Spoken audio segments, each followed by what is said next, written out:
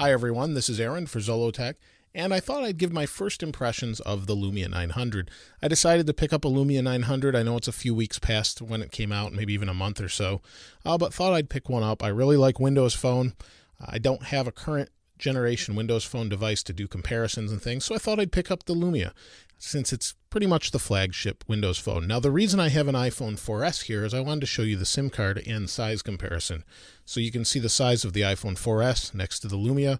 The Lumia makes it look tiny, and it is pretty tiny. The Lumia is a little bit thicker, but that's not a problem because of the way the case is formed and size.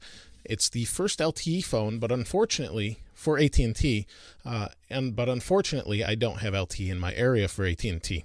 I do have Verizon LTE, but not AT&T. Now, the reason I left this here also is Nokia included this SIM card removal tool. Looks pretty familiar if you've seen the one for the iPhone, with the exception of this isn't cut out. So let me go ahead and pop this out. Works great for the iPhone.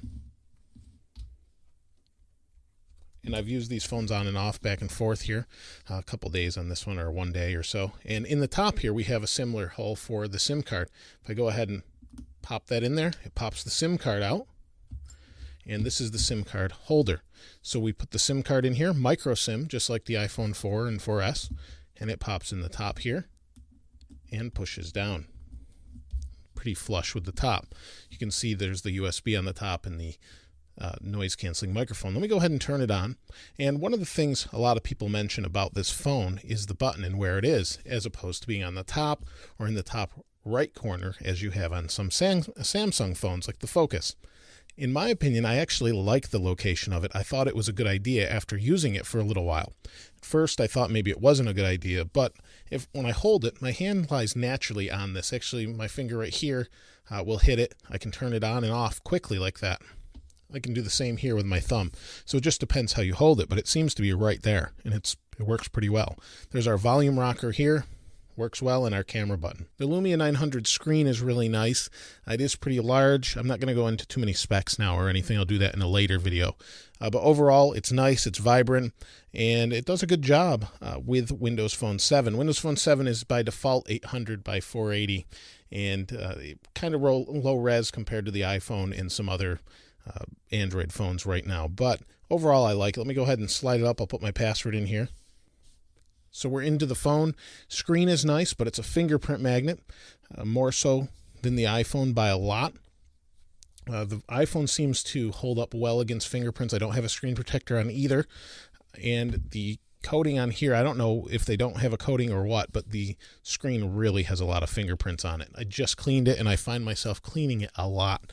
And I don't know why that is, but I do find myself cleaning it a lot.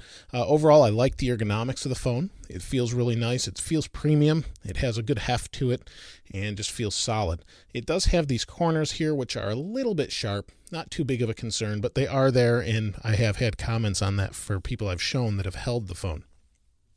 I've used the audio out of it. That's so far been great. Very crisp, clear, no interference.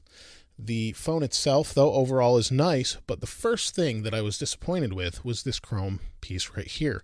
This is the camera and the flash, and you can see this is just a polycarbonate back, which also collects grease and things from your fingerprints pretty easily.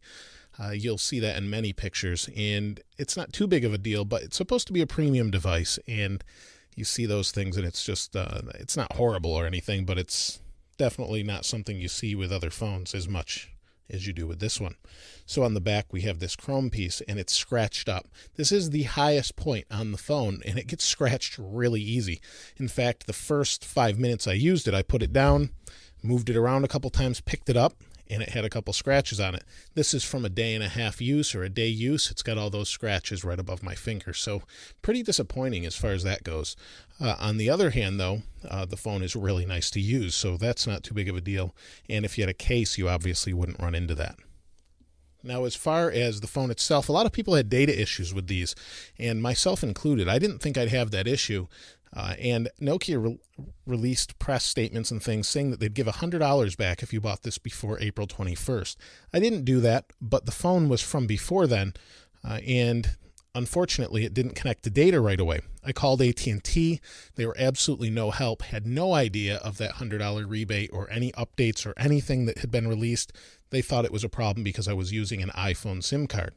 having used a lot of phones, you can just swap the SIM card around as long as you have a data plan, and there's not usually a problem. They were convinced that was the problem, wanted to change my data plan from my grandfathered in unlimited plan. I told them leave it alone and ended the conversation there. I moved back to the phone and then remembered there was that update. Completely forgot about it for whatever reason. Went home, updated the phone, popped the SIM card back in, and again, no luck. Didn't work. So then I couldn't figure it out, did some research, and found out I had to put in the APN settings, which fixed the problem and cleared the cache out of my Internet Explorer, fixed the problem. But I shouldn't have to do that with a brand new phone. And that's probably why they were giving that $100 rebate. And I still may go swap this since it has that issue.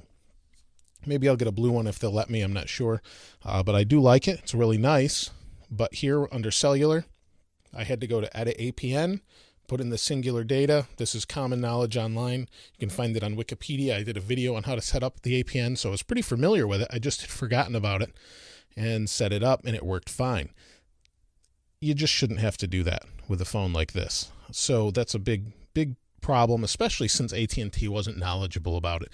Though I'm not really surprised that seemed to be the case. So unfortunately, that was the case. And that explains maybe they just wanted to get me out of my unlimited data plan with their statements they had today that they can't sleep about it or whatever craziness they're thinking. But anyway, the phone overall is great. Camera seems to be pretty good. It's not as good as the iPhone 4S's camera, but it is a good camera. It does have a tinge to it sometimes. There's the iPhone behind it. It seems to do a pretty good job, I think. It's not fantastic, but we're under pretty bright lights, and that did a good job right there. There you can edit it later and things, but I think most people will be pretty happy with the camera. It does have 720p video recording, but not 1080, which is a limitation of the software, not the camera. So once Microsoft updates to Tango or Apollo, hopefully we'll see that. Overall, though, I like it, and can't wait to keep using it some more. Now, if you have any comments about it or anything that maybe you ran into or were able to resolve or had similar issues, anything like that, please go ahead and comment below. And if you haven't subscribed to this channel, please go ahead and do that. As always, thanks for watching. This is Aaron. I'll see you next time.